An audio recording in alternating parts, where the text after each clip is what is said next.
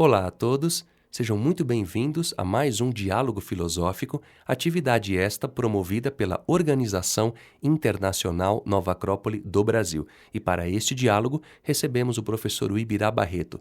Seja muito bem-vindo, Ibirá. Muito obrigado, Danilo. Olá a todos.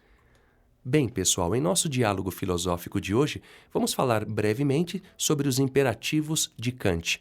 Bom, esse filósofo alemão, muito conhecido do século XVIII, tratou desse tema sobre os imperativos categóricos e também sobre os imperativos hipotéticos. E a ideia nesse diálogo é tratar desses elementos que ele aborda em sua obra, chamada A Fundamentação Metafísica dos Costumes. Bom, é um tema que pode parecer um pouco complexo, mas nesse diálogo vamos compreender que é muito mais prático e útil para todos nós, da maneira filosófica que vamos procurar abordá-lo aqui. Bom, Ibirá, eu gostaria que você começasse então falando um pouco sobre Kant e também sobre essas ideias que ele aborda na sua obra, de maneira simples e prática para que possamos compreendê-las de maneira melhor. Kant, ele é um filósofo mais próximo, historicamente, de nós, né? Ele nasceu em 1724, na antiga Königsberg, né? Atualmente é Kaliningrado, que fica na Rússia, né? E ele era uma figura muito querida, seus alunos o admiravam muito, ele possuía uma mente muito aguçada, mas não somente isso, né? Não só essa racionalidade, mas ele era um sujeito muito caloroso e realmente muito admirado. E nos deixou obras de muita profundidade. Trabalhou como professor universitário durante toda a sua vida, né? Passou a maior parte da sua vida em sua própria cidade mesmo. Essa obra, não é, que você comentou, Danilo, A Fundamentação da Metafísica dos Costumes, foi realmente muito difundida, não é? E ele vai falar sobre algumas questões em relação à ética, em relação a essa lei moral que existe dentro do ser humano, que é um assunto realmente muito, muito interessante, não é? E é curioso, quando você fala que ele era uma pessoa muito respeitada, eu li um artigo sobre ele no site da Nova Acrópole de Portugal, se bem me lembro, onde fala sobre um pouco sobre a ideia da inteligência que Kant tinha. E disse que ele juntava vários amigos na sua casa, Ibirá, em jantares, a mesma ideia que se tinha dos banquetes platônicos na sua época, né? E ele convidava os amigos, um de uma área do saber, por exemplo, um cientista, um médico, um literato. Ele juntava grandes pensadores de sua época, pessoas proeminentes, e lá ele dialogava sobre vários temas, né? Isso implica que ele era um ser de muito ecletismo, de muita cultura, e disse, né, nesse artigo, que ele dialogava sobre todos os assuntos e ouvia a todos muito atentamente nessa ideia de absorver as melhores concepções, as melhores ideias. Então fica claro que Kant foi uma pessoa muito aberta, não é?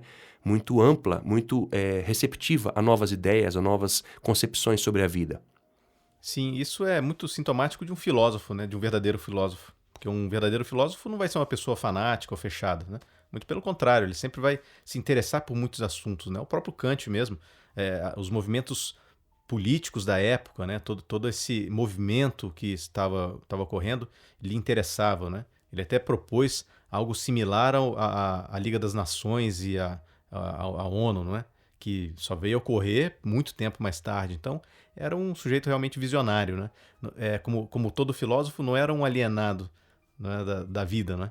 Estava sempre interessado em conhecer as coisas e as pessoas, principalmente. Bom, Ibirá, como você bem colocou, Kant escreveu sobre vários temas, né? E a obra dele que teve uma maior difusão em sua época foi essa obra, onde ele fala justamente desse comportamento do imperativo categórico e do imperativo hipotético, que a gente pode resumir o imperativo categórico como uma ação sem desejo de recompensa, ou seja, a minha ação ela não visa nenhum interesse próprio, pessoal. Isso é uma ação mais justa, mais honesta, mais valorosa. E já o imperativo hipotético é uma ação que tem um pouco mais de egoísmo, um pouco de interesse pessoal, que visa um fim para si próprio, dentro de um ponto de vista mais egoísta. Olha, eu vou fazer aquilo porque lá na frente eu posso ser recompensado. E a gente percebe que no dia a dia, muitas das vezes, a gente age em função do nosso imperativo hipotético, ou seja, daquilo que é o que eu quero, e não do interesse comum humano, aquilo que é melhor para toda a humanidade. Isso fica muito claro quando Kant traz essas ideias, não é? É verdade. E às vezes nós até colocamos um verniz sofisticado para justificar os nossos desejos, né? Quando na verdade essa ação, muito interessante, né? Essa questão do imperativo categórico, né? Porque ele vai falar muito da moralidade, né? Ele vai falar que essa moralidade ela é um imperativo categórico, né? Que nós deveríamos agir de acordo a um senso de dever, não é? E é uma coisa curiosa porque nós temos sim os nossos gostos e desgostos, né? Que são esses imperativos hipotéticos, né?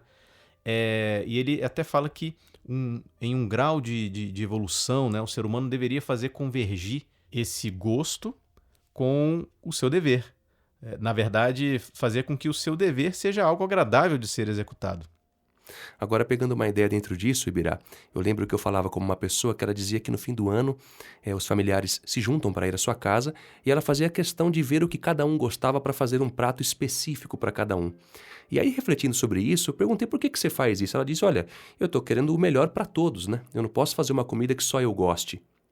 E embora isso me dê mais trabalho, eu me sinto no dever de oferecer o melhor para as pessoas que estão comigo. Então, a gente começa a perceber nesses pequenos exemplos do gosto pessoal, por exemplo, você vai fazer uma viagem de carro com uma pessoa, você perguntar a ela, olha, você gosta de tal música ou tal outra? Porque automaticamente a gente já liga o carro e coloca aquela música que nós gostamos. Ou colocamos o repertório que nós queremos colocar. Então, a gente percebe aí que a gente sempre coloca o nosso gosto pessoal à frente das coisas que a gente vai fazer. E veja como isso se relaciona com aquela ideia que o Kant coloca de que nós temos que fazer convergir a nossa ação, né? Que a nossa ação possa se converter em uma lei universal. Ou seja, se todos pensassem mais nos outros, será que a vida não seria melhor? Bom, certamente nós teríamos muito menos enfrentamentos, né? Então, por exemplo, eu com certeza tenho os meus gostos musicais, os meus gostos artísticos e as minhas inclinações. E você também tem as suas, como todos esses que nos ouvem têm os seus gostos. Agora, quando, por exemplo, eu gosto de uma música e eu quero aumentar ela no volume máximo, por exemplo, como imposição para aquele meu vizinho que eu entendo que ele tem um mau gosto musical, eu estou querendo impor para ele o meu gosto musical. E, na verdade, eu deveria entender que eu tenho que ouvir a música que eu gosto no volume mais adequado para mim e não invadir o espaço do outro. Isso é uma questão de gosto pessoal. Quando a gente começa a sutilizar ou refinar melhor isso, a gente começa a entender que a convivência parte desse imperativo também. Ou seja, olha, isso é bom para todos? Eu estou invadindo o espaço do outro? Eu estou invadindo o gosto do outro de maneira que eu estou sendo descortês com essa pessoa? É isso, exatamente, porque senão nós entraríamos num relativismo muito perigoso de ter que atender a todos os gostos, independentemente se esses gostos estão de acordo com uma moral ou não. E isso é uma outra ideia que o Kant traz, que é a existência de uma lei moral dentro do homem. Assim como existe a lei da gravidade, as leis da física em geral, o ser humano também possui certas leis que o regem. E quando nós buscamos ter uma vida mais harmônica com essas leis, nós passamos a ter uma vivência, uma vida mais humana. Não é? Então essa ideia de uma moral própria do ser humano é muito interessante. E só pegando um gancho, Ibirá, um exemplo bem prático, cotidiano, que a gente percebe essa lei moral, essa lei de um comportamento humano que vale para mim, para você e para toda a humanidade, segundo a ideia de Kant, onde a gente pode elevar o nosso comportamento a uma máxima universal. Quando a gente é criança, que a gente vai numa festa de família, geralmente os nossos pais falam, olha filho, se comporte, não come tudo, respeite o espaço dos outros, se comporte bem quando chegar na festa, e não o contrário. Então indica aí que há um senso de um comportamento de educação, de cortesia, e isso é próprio do ser humano também. Isso, de certa maneira, pode refletir também um pouco desse imperativo categórico, não é? Sem dúvida, porque quando você começa a analisar sobre esse ponto de vista, você vê que se nós nos rendermos à nossa animalidade, as coisas vão ser muito piores para todo mundo. E se nós procuramos cultivar um senso de autocontrole, de respeito ao próximo, aí você começa a orbitar essas leis que podem ser convertidas em leis universais.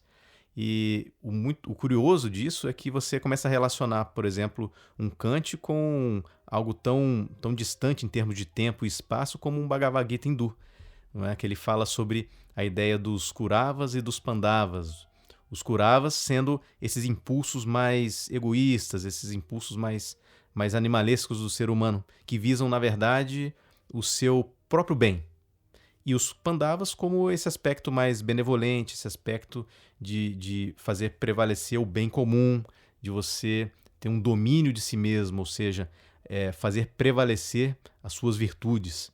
Dessa forma, é fácil observar que tanto o Kant quanto os antigos hindus, quanto vários sábios de várias épocas e vários locais, de várias civilizações, estavam falando da mesma coisa, ou seja, o ser humano e essas leis que existem dentro dele, essa forma mais adequada de viver humanamente. Bom, Ibirá, dessa maneira encerramos então o nosso diálogo e, claro, desejo que seja sempre muito bem-vindo. Muito obrigado, Danilo. Um prazer estar aqui novamente. Bom, e para aqueles que queiram nos contatar, podem fazê-lo através do e-mail podcast@nova-acrópole.org.br. E para quem quiser saber mais sobre a Nova Acrópole, basta acessar o nosso site nova-acrópole.org.br. Até a próxima! A trilha deste diálogo é de autoria de Frédéric Chopin e chama-se Nocturne, Op. 9, número 2, em Mi bemol maior.